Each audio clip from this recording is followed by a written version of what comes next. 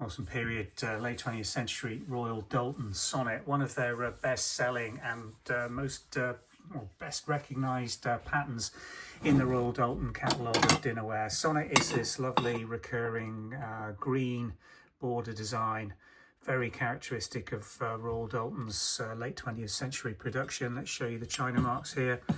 There we go, Royal Doulton Sonnet. Can I just get that in focus? There we go, H5012, copyright, Doulton & Co. Limited with the lion and crown marks.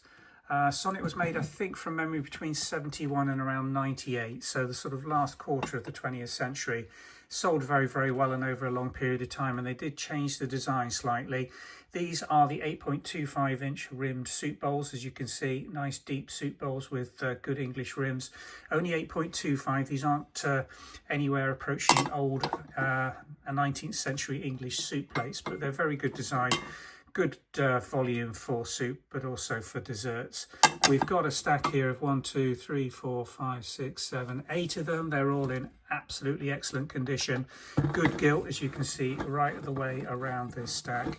So very nice opportunity to get good replacements or additional pieces for your collection of Royal Doulton Sonnet.